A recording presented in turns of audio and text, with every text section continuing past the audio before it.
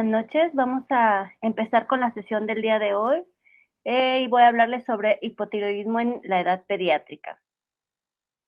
Vamos a hablar primero sobre algo de anatomía y fisiología de la tiroides para entender cómo es que suceden las cosas.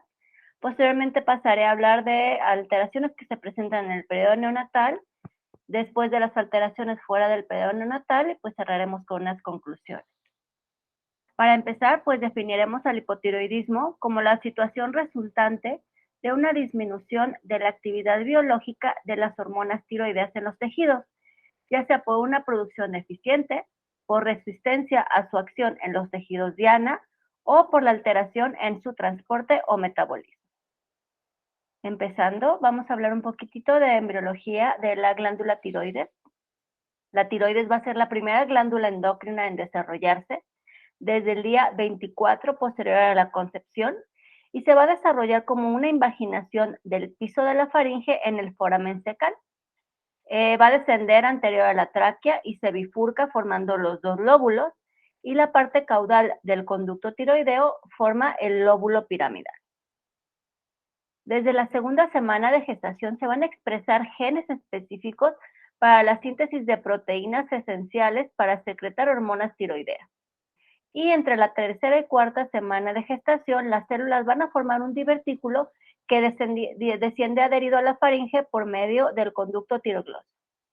El primorio tiroideo va a aparecer entre los días 24 y 32 postconcepción y este primorio va a surgir del engrosamiento del epitelio del endodermo. A la séptima semana de gestación va a alcanzar su posición anatómica y esto es entre el tercer y sexto anillo traqueal. En esta zona es donde ya va a terminar su posición. Respecto a cómo se van formando las hormonas, los folículos tiroideos van a comenzar a captar yodo y a producir coloides desde la semana 11 de gestación. La tiroxina se empieza a producir en la tiroides fetal desde el tercer mes posterior a la concepción y entre la semana 10 y la semana 13 se van a formar proteínas específicas esenciales para la formación de hormonas tiroideas, como la tiroglobulina y el simportador yodo-sodio. Por lo tanto, para que se lleve a cabo toda esta formación de hormonas tiroideas se requiere de que el eje esté íntegro. Este eje formado por el hipotálamo, la hipófisis y la tiroides, que van a participar en la organogénesis, en la maduración y desarrollo de la tiroides, y esto es para que se lleve a cabo el transporte, metabolismo y acción hormonal. Las células foliculares van a formar tiroglobulina desde el día 29 postconcepción y la capacidad para concentrar yodo y sintetizar tiroxina se inicia en la semana 11. Y recordar que el crecimiento y desarrollo inicial de la glándula tiroides no es dependiente de TSH. La glándula tiroides va a influir en el índice metabólico de todos los tejidos por la liberación de sus hormonas. Esta liberación de lo que es T3 y T4 de la tiroides van a responder al estímulo de la tirotropina o TSH y esta es de origen hipofisiario. Las hormonas tiroideas T3 y T4 van a suprimir la secreción de TSH en forma directa, por lo tanto, van a tener una retroalimentación negativa. A mayor producción de hormonas tiroideas, menor producción de TSH. A mayor producción de TSH, mayor producción de T4 y T3. Entonces, las hormonas tiroideas tienen una retroalimentación negativa y la TSH, obviamente, una alimentación positiva. Y la liberación de TSH va a depender de la estimulación por parte de la hormona liberadora de tirotropina o TRH y esta es de origen hipotalámico. Por lo tanto, los efectos fisiológicos de las hormonas tiroideas van a ser mucho sobre el sistema nervioso central porque participan en la mielinización, tanto pre como postnatal, participa en el desarrollo fetal, en el consumo de oxígeno, en la producción de calor, participan también en la contracción diastólica del corazón, va a mantener el control hipóxico e hipercápnico del centro respiratorio, aumenta receptores beta adrenérgicos cardíacos, del tejido muscular adiposo y de los linfocitos. Va a incrementar la producción de eritropoyetina, estimula la motilidad intestinal, estimula el crecimiento esquelético y la reabsorción ósea. También va a estimular el catabolismo proteico en el músculo esquelético, aumenta la contracción muscular, estimula gluconeogénesis y glucogenólisis hepática, va a incrementar el contenido de 2,3-difosfoglicerol en eritrocitos, aumenta receptores LDL hepáticos, incrementa lipólisis y también va a favorecer la secreción de otras hormonas de la hipófisis anterior. Entonces, las hormonas tiroideas participan pues realmente en el metabolismo de absolutamente todos los órganos del cuerpo. Y para que estas hormonas tiroideas puedan sintetizarse, requiere que todo esto esté íntegro, que haya una adecuada captación de yodo por transporte activo, que haya una biosíntesis de tiroglobulina a la luz folicular y que haya modificaciones postproduccionales de esta tiroglobulina. Y todo esto para que se almacene adecuadamente esta tiroglobulina en el coloide y esto lleve a una secreción de hormonas tiroideas por proteólisis de tiroglobulinas y estas hormonas tiroideas lleven a cabo un metabolismo por deyodinasa. Por lo tanto, se requiere que el simportador yodo-sodio, la tiroglobulina y TPO estén presentes y funcionales. Y entonces de aquí ya entendiendo un poquitito de la anatomía, de la fisiología, de cómo se llevan a cabo la formación de estas hormonas tiroideas y la acción pues de las hormonas tiroideas, ya pasaremos a las alteraciones que se presentan en el periodo neonatal. Y pues la que más se presenta es el hipotiroidismo congénito. Esta enfermedad va a estar presente al nacimiento, pero se adquiere durante el desarrollo intrauterino. Ya vimos que la glándula tiroides es la primera glándula endocrina en formarse y entonces desde el inicio puede presentarse el hipotiroidismo congénito. Este es un desorden metabólico producto de la disminución de la actividad biológica de las hormonas tiroideas, ya sea por una producción deficiente, por resistencia a la acción en los órganos blancos o por una alteración en su transporte. Y es una de las enfermedades endocrinas más frecuentes. De las principales causas es la ectopia, o sea, esto es por una disgenesia que la tiroides no se formó en algún punto, no migró o no se produjo a partir del tejido embrionario. Y esta, la más común, es la ectopia que esté fuera del lugar a donde debió haber llegado y esto se presenta en 1 a 5,000 recién nacidos vivos. La tireosis es que definitivamente no se formó la hormona, la glándula tiroides, y eso se presenta en 1 en 15,000 recién nacidos vivos. Ya la dishormonogénesis, el hipotiroidismo hipotalámico hipofisiario o la resistencia a las hormonas tiroideas son causas mucho más raras del hipotiroidismo congénito. El hipotiroidismo congénito es una de las causas evitables más comunes de retraso mental. ¿Por qué? Porque esto causa un retraso en el desarrollo neurológico. Como les expliqué, las hormonas tiroideas juegan un papel crucial en el neurodesarrollo, ya que participan en la mielinización del sistema nervioso central pre y postnatal. Por lo tanto, puede llevar a discapacidad intelectual, a espasticidad, a alteraciones en la marcha y en la coordinación. Recordemos que las hormonas tiroideas van a ser fundamentales en la embriogénesis y maduración fetal, particularmente en el crecimiento y desarrollo del sistema nervioso, y regulan la síntesis de proteínas de la neurogénesis, la migración neuronal. También participan en la formación de axones y dendritas, en la mielinización y en la estructuración de las sinapsis. Y asimismo también regulan ciertos neurotransmisores específicos. Por lo tanto, en la tiroides fetal, recordar que el eje hipotálamo-hipófisis-tiroides se va a desarrollar independientemente del eje materno. Aquí a veces hay cierta preocupación de aquellas mamás que tienen hipotiroidismo o que tienen alguna alteración en tiroides. El feto del bebé va a formar su tiroides independientemente de cómo esté el eje materno. Obviamente, durante el embarazo es primordial que la mamá que tiene hipotiroidismo tenga un adecuado control, porque las hormonas tiroideas, principalmente T4, sí van a pasar y sí van a participar en la formación de la tiroides fetal. Pero aquí el bebé se va a alimentar o va a utilizar las hormonas tiroideas maternas, las poquitas que tenga, y la que se va a sentir mal durante el embarazo es mamá. Por lo tanto, sí es importante que la mamá esté con una adecuada sustitución hormonal, aquella mamá que tenga un hipotiroidismo congénito o adquirido en la edad pediátrica o adulta. Recordar que la placenta es impermeable a TSH, no va a pasar nada de TSH de la mamá a través de la placenta. Es parcialmente permeable a T3 y T4, y esto es durante el primer trimestre del embarazo, ya posteriormente cada vez es menos permeable, pero es muy permeable al yodo. Por lo tanto, durante el embarazo es muy importante que la mamá tenga una dieta suficiente en yodo. Realmente es raro que requiramos suplementos. Por decreto, en México la sal debe ser yodada, y en nuestro país se considera un país con niveles suficientes de yodo. Por lo tanto, no hay necesidad de suplementar, pero sí que la mamá tenga una adecuada alimentación. Y durante el primer trimestre del embarazo, el desarrollo del feto depende de T4 materna, pero esto pierde importancia en el resto de la gestación. Entonces, ya hablando un poquitito de la clasificación del hipotiroidismo congénito, de acuerdo a su origen, vamos a clasificarlo en hipotiroidismo congénito primario, y esto es porque hay una alteración primaria de la glándula tiroides.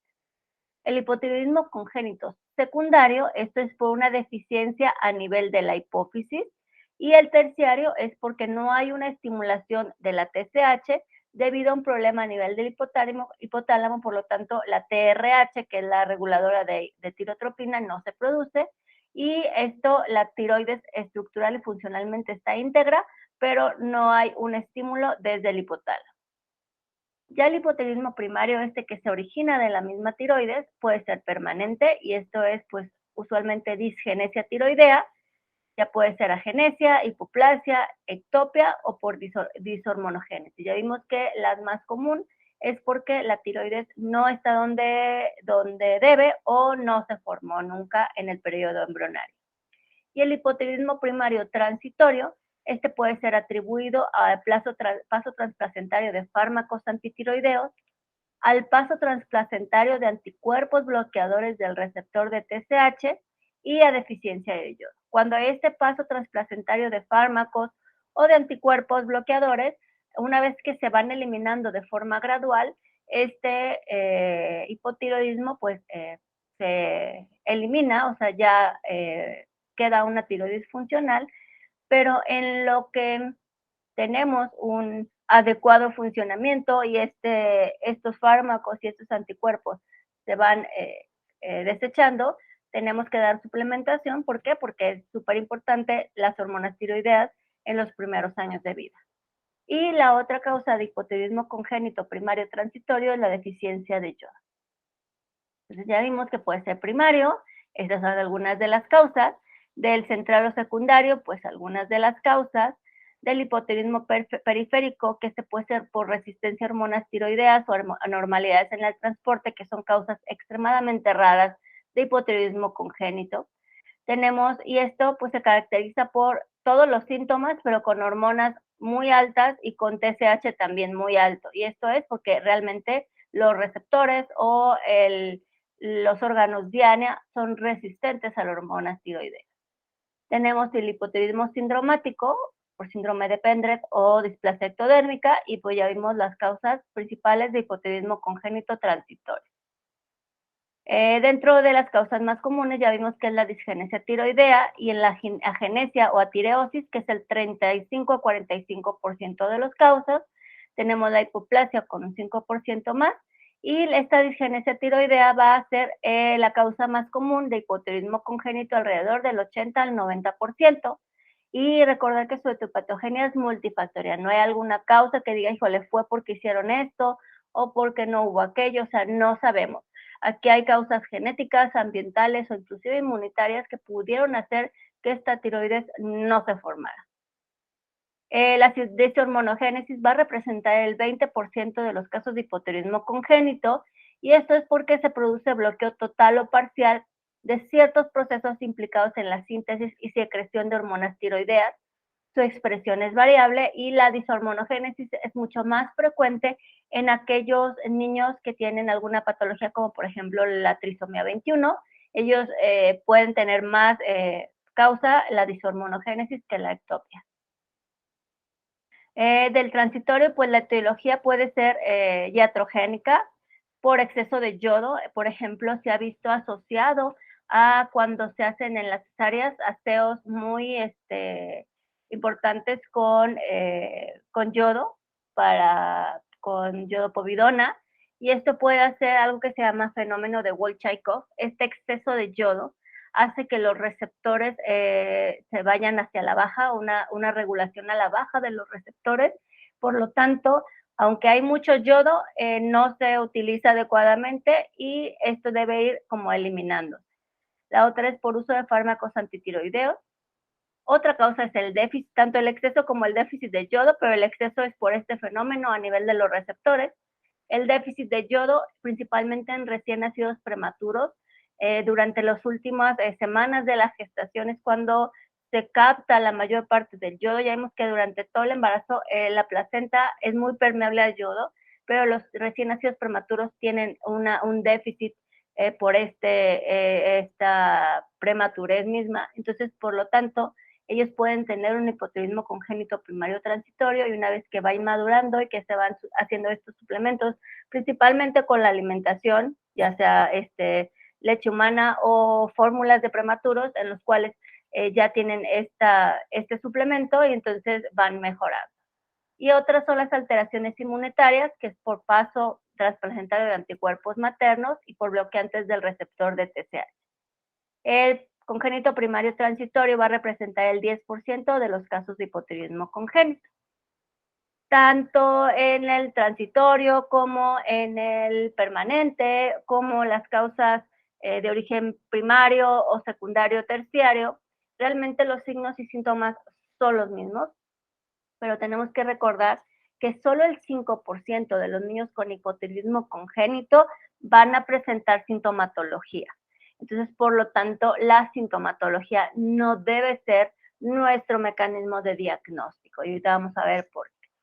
En 1980, Letartre hizo una escala o un índice en el cual por medio de ciertas características van a tener una puntuación. Y esto se va a ir sumando y si tienen alguna puntuación arriba de 4, es sugestivo de hipotiroidismo congénito, excepto en aquellos niños con trisomía 21. ¿Por qué? Porque niños con trisomía 21 pueden tener hipotonía, problemas de alimentación, estreñimiento, macroglosia, inactividad, piel marmorata, piel seca, y pues se van sumando, pero realmente eso es por la trisomía 21 en sí, no porque tengan hipotiroidismo. Pero realmente lo ideal es no basarnos en la clínica para hacer un diagnóstico. Entonces, al nacimiento, algunos que nos pueden dar, pero pues posmadurez, macrosomía, una fontanela posterior abierta, un retraso generalizado en la maduración ósea, y esto lo vemos a través de una radiografía de la rodilla, pero realmente al nacimiento, pues es raro que nos vaya a dar algún síntoma o algún signo. Ya después, conforme van creciendo, este déficit de hormonas tiroideas, pues ya nos va a dar sintomatología, pero pues no hay que esperar a que esto suceda. Entonces, esto fue un estudio en aquellos niños que sí fueron diagnosticados con hipotiroidismo, y entonces la más común fue una hernia umbilical, pero pues ya sabemos que la hernia umbilical no indica nada. Realmente hay muchos niños que pueden tener hernia umbilical y no va a ser hipotiroidismo. Una ictericia prolongada, piel seca, estreñimiento, facies tosca, llanto ronco, fontanela posterior abierta. Pero realmente no hay alguna que sea exclusiva realmente del hipotiroidismo. Este ya es un caso súper avanzado y así me han llegado bebés que pues no se alimentan bien, o sea que no suben de peso porque entre la macroglosia y la hipotonía la succión es muy débil y realmente se les derrama toda la leche por los lados y piensan que es reflujo, pero realmente es la falta de este tono muscular.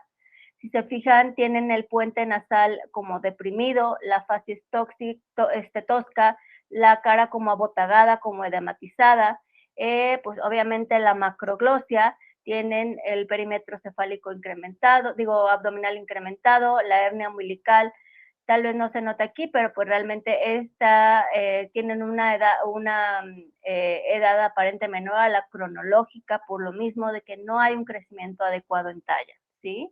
Pero pues, realmente esto no nos debería llegar.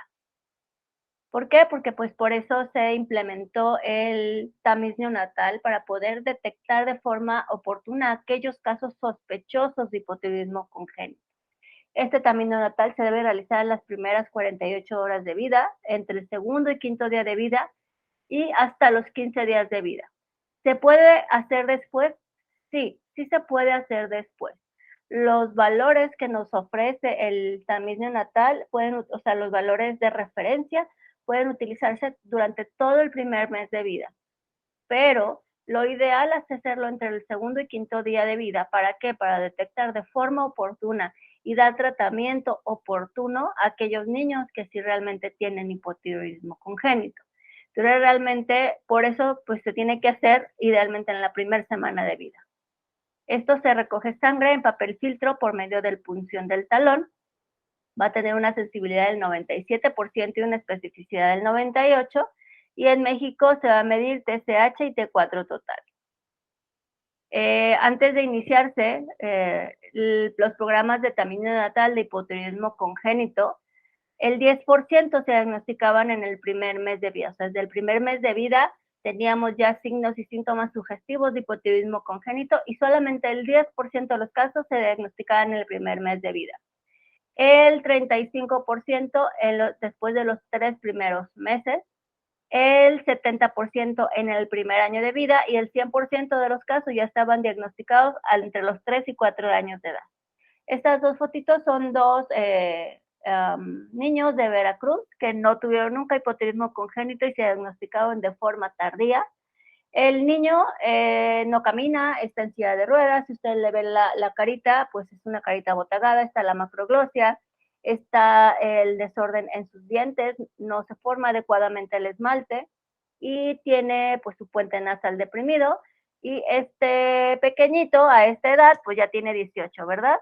Y esta chica tiene 21 años. Entonces, si se fijan, esto es ya lo que conocemos como cretinismo y obviamente ninguno de los dos habla, tienen un retraso, inclusive psicomotor, pues bastante severo. Entonces, estos son los casos a los cuales no deberíamos llegar. La importancia de hacerles el tamiz neonatal a todos y darles seguimiento a ese resultado del tamiz neonatal.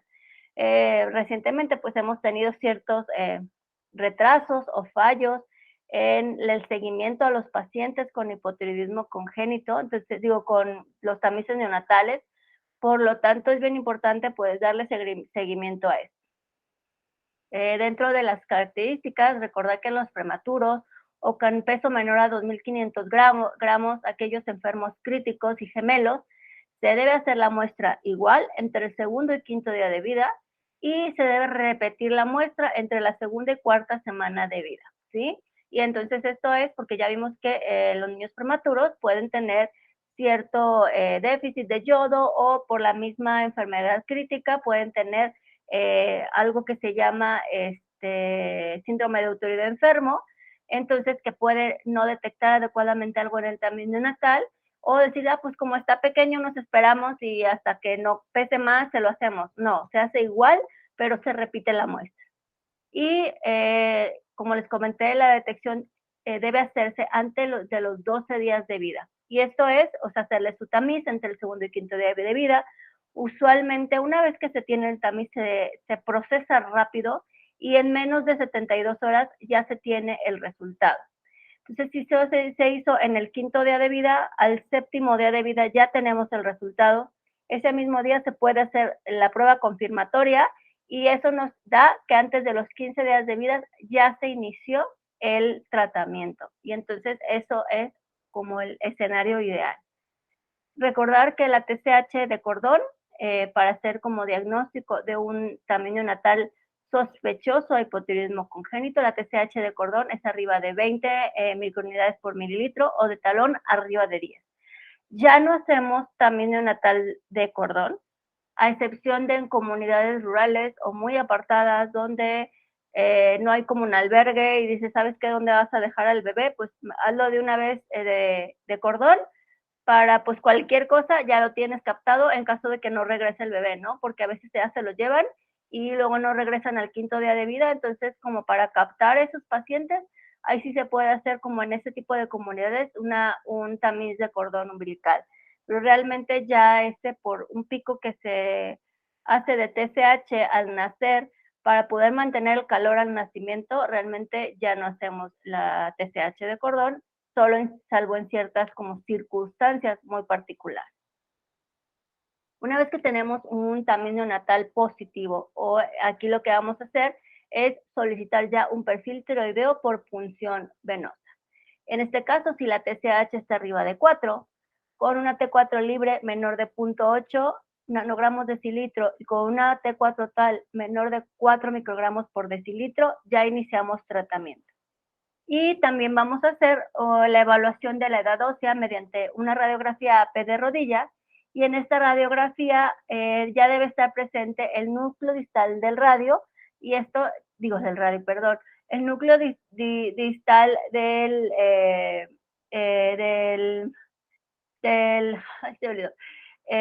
la rodilla debe estar presente al nacer. En el caso de estar ausente, va a indicar un mayor grado de deficiencia tiroidea en útero. Y una vez que ya confirmamos el diagnóstico con la prueba confirmatoria, que es el perfil tiroideo ya en sangre, vamos a dar el manejo inicial con levotiroxina. Esta levotiroxina, la dosis va a ser de 10 a 15 microgramos por kilo por día. Y el seguimiento debe hacerse con perfil tiroideo de control entre la quinta y sexta semana de haber iniciado el tratamiento. Esta levotiroxina es bien importante que se ofrezca triturada en una cucharita. Entonces, ¿qué vamos a tomar? Usualmente 10 a 15 le tocan entre usualmente 25 a 37.5 microgramos al día. Ya tenemos las preparaciones realmente ya hechas en el medio privado, en el sector salud realmente solo tenemos de 100, y la verdad es bien difícil trabajar con esas, pero en las que son en farmacias particulares tenemos prácticamente de todas las presentaciones. Entonces, esta levotiroxina lo que debes hacer es triturarla, totalmente pulverizarla en una cucharita. En la cucharita se le coloca agua, y esa agüita con la cucharita se ofrece al bebé directamente en la boca, y después se le pueden ofrecer unas 2 o 3 cucharaditas más de agua. Recordemos que aunque son recién nacidos y queremos mantener una lactancia materna exclusiva, estos son de los poquitos casos realmente cuando damos medicamentos donde podemos ofrecer otros líquidos distintos a la leche, pero realmente es agua únicamente para el tratamiento. No se recomienda, no sé, que si los 100 microgramos los meto en la parte de la pastillita en 2, esos son 50, lo diluyo en 5 mililitros en una jeringa, lo agito muy bien y le doy 3 y ya con eso le dimos 30 microgramos. No, en eso la absorción es muy, muy inestable, no es errática, entonces por lo tanto no podemos asegurar que realmente con eso le estemos dando los 30 microgramos de levotiroxina. Entonces no es válido dárselos así como en la jeringuilla. La otra es que es bien importante que se dé lo más alejado se debe dar en ayuno. Sabemos que en recién nacidos y lactantes es muy difícil decir, ¿sabes qué? Hay que espérate 15 o 20 minutos para la siguiente toma de leche. Se debe, como les explico, se debe alejar lo más que pueda, pero si bebé muere de hambre, denle de comer. O sea, tampoco se trata de hacerlo sufrir hasta que se den los 15 o 20 minutos para la toma de leche, ¿no? Se debe lograr lo más que se pueda, pero si ya bebé empieza a estar con signos de hambre, hay que darle de comer. Y es bien importante, aparte de la levotiroxina, uno de los tratamientos claves en este caso es la estimulación temprana en todos los niños con hipotiroidismo congénito, independientemente de la edad al diagnóstico y de la edad al inicio del tratamiento. Estos son los datos, más o menos entre el 0 y 3 meses son de 10 a 15 microgramos por kilo por día y su dosis máxima es de 50 microgramos al día. Usualmente por kilo de peso realmente casi siempre andamos entre 25 y 37.5. Recordar que las fórmulas de soya, el hierro, el calcio y los alimentos con alto contenido de fibra van a interferir significativamente con la absorción. Pues en este caso realmente no dar realmente ya vimos que las fórmulas de soya tienen unas indicaciones súper precisas, se puede no darlas como sustituto de fórmulas a base de leche de vaca, realmente las fórmulas de soya no tienen como razón de ser, y entonces, pues procurar evitarlas. El hierro, si el bebé tiene anemia, por ejemplo, en los prematuros que tienen hipotiroidismo, que les tenemos que dar levotiroxina, aquí la indicación es 2 horas de separación. Primero dar la levotiroxina y 2 horas después podemos dar el hierro, ¿sí? Y si se puede más, pero no deben pasar menos de 2 horas entre la levotiroxina y el hierro. ¿Por qué? Porque el hierro puede hacer que esta absorción no sea apropiada. Igual con los suplementos a base de calcio. Y estos suplementos, realmente sabemos que la leche, ya sea humana o leche de vaca, tiene calcio.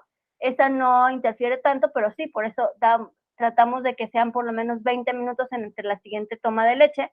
Si no se puede, realmente no hay ningún problema. ¿Con qué otro alimento o con qué otro medicamento? Con aquellos como bloqueadores de la bomba de protones, y pues tratar también de que no haya esta cercanía con la dosis de la levotiroxina. Dentro del seguimiento, el seguimiento inicial debe ser a las 5 semanas de haber iniciado el tratamiento.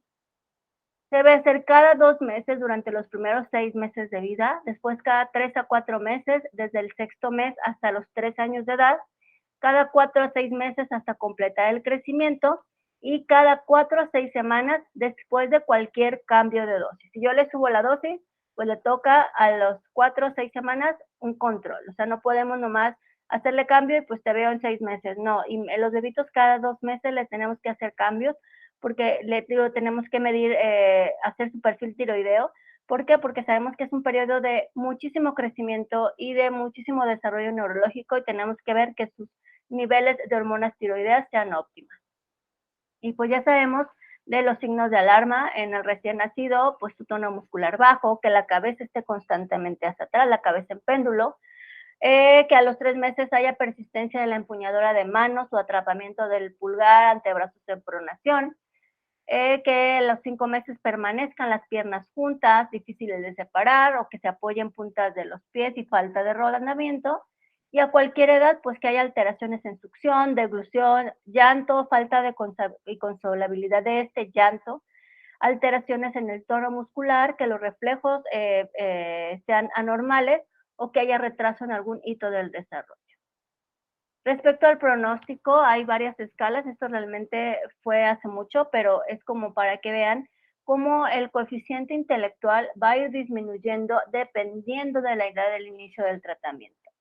Tenemos que en el cual vemos que si se inicia el tratamiento después de los 30 días de vida, la media del coeficiente intelectual es de 109, pero si vemos que se inicia antes de los 15 días de vida, 119. Si se fijan, en 15 días bajó como 10 puntos este coeficiente intelectual, la media. Y tenemos como que más largo, si se inició antes de los 3 meses, el rango es entre 64 y 107 con un promedio en 89, pero si se fijan, si el tratamiento se inició después de los 6 meses, el rango del coeficiente intelectual es desde 25 a 80, o sea, baja muchísimo. Entonces, por lo tanto, esa es la importancia de un diagnóstico y un inicio del tratamiento de forma oportuna. Ya hablamos un poquitito de toda la alteración que se presenta en el periodo neonatal, ahora de aquellas fuera del periodo neonatal. Entonces, el hipotiroidismo va a ser la alteración más frecuente de la función tiroidea en niños y el adquirido es más frecuentemente causado por una tiroiditis autoinmune. Este hipotiroidismo adquirido va a ser más frecuente en el sexo femenino. Se presenta aproximadamente 1.31 por cada 1000 en menores de 18 años. Se puede manifestar a cualquier edad y esto es con distinto modo de expresión y consecuencias de acuerdo a qué edad o a qué etapa madurativa se encuentre el niño o el adolescente. Dentro de las causas tenemos igual hipotiroidismo primario, secundario, que es el hipoficiario, y terciario o hipotalámico. Puede ser el primario, la más común es por una tiroiditis, ya sea crónica o autoinmune, que es la más frecuente. Tenemos por defectos en la síntesis de hormonas tiroideas, por exposición a agentes que suprimen la función tiroidea como fármacos, esos principalmente algunos anticonvulsivantes, ciertos alimentos también, por enfermedad infiltrativa, por ablación iatrógena de la tiroides, ya sea por remoción quirúrgica de la misma, uso de yodo radioactivo o radioterapia en zona del cuello. Como ya vimos, la más común son las tiroiditis, que es un grupo heterogéneo de entidades que tienen en común la destrucción de la estructura normal del folículo tiroideo. Esto puede ser aguda o subaguda. La aguda o subaguda es secundaria a acción de agentes infecciosos, ya sea bacterianos o virales, y la otra es la autoinmune, y esto es obviamente debido a mecanismos inmunológicos. Dentro de los signos y síntomas más frecuentemente encontrados, en niños va a ser el retraso en el crecimiento. Un niño que deja de crecer, que de repente sí sube de peso, pero en talla se queda totalmente estancado con la velocidad de crecimiento enlentecida. Crecimiento disarmónico con extremidades cortas, un retraso en la maduración ósea y un retraso en la erupción dental. Es bien común que cuando evaluamos a este niño en talla baja y vemos cuando dejó de crecer, la edad ósea se corresponde a esa etapa en la que los papás empezaron a dejar de notar que crecía. Retraso en las adquisiciones psicomotoras o trastornos del aprendizaje. Aquí a veces los maestros son los que se dan cuenta que el niño se duerme en clase, que le tienen que repetir muchas veces las cosas para que pueda entenderlo. Obviamente ya podemos tener después piel seca, gruesa y fría, amarillenta. Puede tener hiperpigmentación o palidez, el cabello frágil o inclusive mixedema, que también está la cara como abotagada. Puede haber fatiga, anorexia, intolerancia al frío e estreñimiento. Puede haber también hipotonía e hipoactividad. De inicio puede haber una pubertad retrasada, pero puede a veces, si no está adecuadamente tratado un hipotiroidismo, puede presentarse una pubertad precoz y galactorrea. Puede haber ya en casos muy severos o muy prolongados de hipotiroidismo la presencia de bradicardia o hipotensión. Ya vimos cómo las hormonas tiroideas participan en todo esto a nivel cardíaco y pues obviamente la presencia de voz. Dependiendo de cuándo inicia, si empieza antes de los 3 años de edad, en etapa escolar o adolescente, podemos tener ciertas características que nos pueden llamar la atención y hacernos sospechar de hipotiroidismo. Pero si se fijan en todas, es con una velocidad de crecimiento inadecuada y con talla baja. Dentro de las tiroiditis, la más común es la tiroiditis de Hashimoto, y este es un proceso autoinmune que se va a caracterizar por una infiltración de linfocitos a nivel de la glándula tiroides. Por lo tanto, se llama tiroiditis linfocítica crónica. Esta tiroiditis de Hashimoto es mucho más común en sexo femenino y lo que va a hacer una destrucción del tejido tiroideo funcional. Puede haber cierta predisposición familiar por la presencia de ciertos alelos del complejo mayor de histocompatibilidad del antígeno leucocitario humano, principalmente HLA, DR4, DR5, DR3 y B8. Por lo tanto, se puede asociar a otros procesos autoinmunes. En este caso, no se hereda la tiroiditis de Hashimoto. Hay una predisposición a esta enfermedad autoinmune o a otras enfermedades autoinmunes. La tiroiditis de Hashimoto es la más común y yo digo que la más noble de las enfermedades autoinmunes, pero ya en una persona que tiene una enfermedad autoinmune tiene más riesgo de una segunda, una tercera, una cuarta. Y en familias donde hay enfermedades autoinmunes hay más riesgo de que otros miembros de la familia presenten. Y dentro de todas estas, la tiroiditis de Hashimoto es la enfermedad autoinmune, una de las más comunes. Y este va a cursar con bocio y puede desarrollar hipotiroidismo permanente. Inicialmente, como hay una destrucción de lo que es los folículos tiroideos, esta destrucción lo que va a hacer es que se liberen de estos folículos las hormonas tiroideas que ya estaban preformadas. Por lo tanto, puede existir una secreción aumentada de hormonas tiroideas, no va a ser como una hashimotoxicosis, una liberación de estas hormonas preformadas y luego ya venga el hipotiroidismo. Y en estos casos va a haber presencia de autoanticuerpos contra la tiroides positiva. Dentro de la clínica va a ser bocio en el 55 a 65% de los casos y pues obviamente los datos clínicos que ya vimos dependiendo de la edad en la que se presente. Dentro del diagnóstico puede haber función tiroidea dentro de varios patrones bioquímicos, usualmente puede haber un hipotiroidismo subclínico con T4 libre y total normales, pero TSH elevada, ya con un hipotiroidismo donde hay una TSH elevada con T4 libre y total baja, y el hipotiroidismo autoinmune que se llama hashitoxicosis, que es lo que les mencioné, que primero hay una TSH baja con T4 libre y total elevada, y esto es por la liberación de estas hormonas tiroideas. Y lo que vamos a encontrar, anticuerpos antitiroglobulina y antimicrosomales positivos.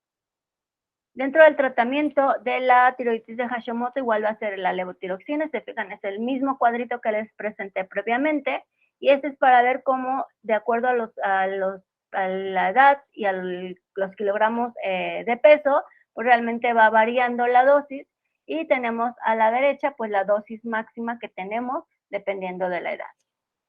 Recordar que una vez que administramos la levotiroxina, se van a requerir de 5 a 6 semanas para que la dosis alcance su efecto pleno. Hay ciertos fármacos que van a interactuar con la absorción, como la colestiramina, el sulfato ferroso, ya vemos que el hierro, el sucralfato, el hidróxido de aluminio, cualquiera que aquellos que hagan como cierta capa a nivel del estómago, entonces por lo tanto hay que separar la administración de la levotiroxina con estos fármacos. Y tenemos fármacos que interactúan con el metabolismo de las hormonas tiroideas, principalmente los anticonvulsivantes, como el valproato, que pueden tener hipotiroidismo los niños sin que haya una alteración, o que el uso concomitante de esos fármacos haga que los requerimientos de hormonas tiroideas sean mayores. Tenemos una causa de hipotiroidismo que se llama hipotiroidismo subclínico. Este hipotiroidismo subclínico se define como un estado asintomático donde hay concentraciones séricas de T4 libre y total dentro de límites normales, pero tenemos una TSH ligeramente elevada. Esto es mucho más frecuente también en mujeres.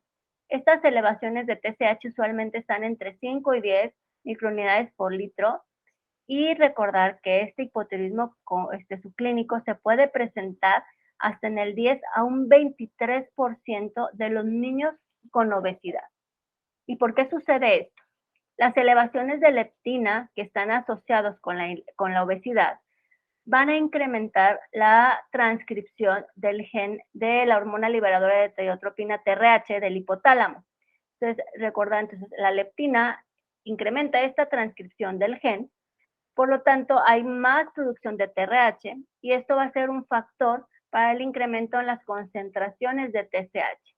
Por lo tanto, la obesidad es la que causa esta elevación de TSH, pero hay como esa idea de que la TSH hace que subamos de peso, y no, es al contrario. Entonces, en estos casos realmente es muy raro que demos un tratamiento, pero sí puede haber ese hipotiroidismo subclínico en aquellos niños con obesidad. Recordar que hay valores normales de las pruebas de función tiroidea dependiendo de la edad. Sangre de cordón en los primeros 4 días de vida, en el primer mes, en el primer año, y pues ya hasta llegar a la vida adulta. Entonces, por lo tanto, es bien importante ver los rangos de referencia apropiados para cada edad, para tener una adecuada concentración o un adecuado punto de referencia para ver si la funcionalidad tiroidea es apropiada, ¿sí? Hay una parte de la interacción fármaco-nutrimento, entonces es bien importante ver aquellos alimentos adecuados. Como ya vimos, el yodo es muy importante y debe estar en una adecuada concentración en el cuerpo. Rara vez lo medimos, pero pues realmente es agregar a la alimentación pues estos alimentos. Tenemos, por ejemplo, en frutas, frutos secos, ciertos cereales como el maíz, en espinacas y tomates, en las leguminosas, frijol, lenteja y habas son ricos en yodo, en la leche, huevo, mariscos, algas, pero pues realmente en la sal con la que cocinamos tienen sal, y pues realmente es raro que tengamos algún problema en este sentido. Y tenemos algunos que se llaman alimentos bociógenos, que van a inhibir la función tiroidea por diferentes mecanismos. Hay ciertas plantas ricas en un ácido que se llama cafeico y clorogénico, y aquí entran las crucíferas como col, coliflor, coles de Bruselas, todos los derivados de las coles, brócoli, rábano, nabo, apio, pepino, lechuga, pimientos, berenjena, limón, naranja, ciruela y durazno. Dice, bueno, pero pues, ¿cómo no se va a comer su naranja? ¿O cómo no podemos darle pepino realmente? Y pues el brócoli le fascina. No, no están prohibidos, pero son alimentos que debemos combinar con alimentos adecuados en yodo para poder tener este equilibrio, ¿sí? Y que la dieta no esté basada únicamente en brócoli, o sea, tenemos que ver esta diversidad de la dieta. Tenemos también algunas plantas ricas en litio que pueden ser bociógenas, plantas ricas en ácido rosmarínico, en ácido elágico y ciertos contaminantes ambientales como sulfuros, carbonatos, tiocinatos, como en el tabaco. Realmente, pues, un bebé o un niño no va a fumar, pero sabemos que existe tabaquismo pasivo, entonces es bien importante pues evitar lo que es el tabaco. Y pues ya para finalizar, pues estos mensajes que son importantes llevarnos a casa. Dentro del hipotiroidismo neonatal tenemos que fomentar nosotros como pediatras la realización del tamiz neonatal metabólico. Esto hacerlo también pues por parte de GINE, que desde la consulta prenatal se les comente a los papás sobre la importancia del tamiz neonatal metabólico. Ya sabemos que también está el tamiz auditivo, el tamiz cardíaco, realmente el tamiz ortopédico, pues todo esto ya hemos visto que tienen frutos y que tienen sus efectos muy benéficos de detectar de forma oportuna cualquier alteración. El primero, pues, que se empezó a hacer, pues, es este tamiz neonatal metabólico. Yo lo que les digo, ¿saben qué? Pues si van a hacer gastan un dineral en hacer las fiestas de revelación de sexo e invitan como a 200 personas para saber si es niño o niña, yo en lugar de gastar en eso, ahórrenle para hacer un tamaño natal metabólico por medio privado y que no se esperen al del sector salud, no porque sea malo, sino pues porque obviamente nos detecta menos enfermedades. Entonces, pues realmente dices, híjole, si podemos gastar en otra cosa, podemos ahorrar, tenemos 9 meses para ahorrar para un tamiz neonatal metabólico y para el auditivo y para el ortopédico y el cardíaco, ¿no? Nosotros como pediatras debemos darle seguimiento a los resultados del tamiz neonatal. Una vez que tengamos la prueba confirmatoria positiva, debemos iniciar tratamiento oportuno y como ya vimos, si se inician los primeros 15 días de vida, el pronóstico neurológico es excelente. Y siempre solicitar un control de perfil tiroideo entre las 4 a 6 semanas de haber iniciado el tratamiento para ver si dosis que le dimos es apropiada. Sabemos que por kilo de peso los calculamos, pero hay niños que tienen requerimientos más altos y hay niños que lo pueden tener más bajo. Entonces es bien importante darnos cuenta si lo que le dimos es adecuado. En niños más grandes, en el hipotiroidismo adquirido, debemos sospechar de una alteración tiroidea en aquellos niños con talla baja y sobrepeso con velocidad de crecimiento atenuada. Hay otras enfermedades endocrinológicas que nos llevan a talla baja con sobrepeso y velocidad de crecimiento atenuada, como la deficiencia de hormona de crecimiento, como el exceso de cortisol, pero el más común es el hipotiroidismo. Entonces, niños que dejaron de crecer, pues el perfil tiroideo es como una de las exámenes de seguimiento o de escrutinio que tenemos que hacer. Recordar que el hipotiroidismo adquirido no se manifiesta igual en la población pediátrica que en adultos. Nosotros como adultos cuando nos diagnostican el hipotiroidismo, pues parece que nos atropelló un tren, mucha debilidad, cansancio, se gana peso, se cae el cabello, pero en niños realmente podemos tener, me tocó una chiquitina nomás se veía chiquita, la niña parecía pingo, para todos lados iba, brincaba, en la escuela le iba bien, no se dormía, estaba súper delgadita y TSH de 100 con .3 de T4 libre, o sea, realmente no parecía que tuviera algún problema, pero pues el perfil, ahí por la talla baja se hizo el perfil tiroideo y era hipotiroidismo. Las elevaciones sutiles de TSH por debajo de 10 con hormonas tiroideas normales solo ameritan seguimiento con control de perfil tiroideo Y recordar que es más habitual que la obesidad ocasione una TSH elevada y no al contrario. Esto es por el efecto de la leptina. Y pues eso sería todo. Muchísimas gracias por su atención.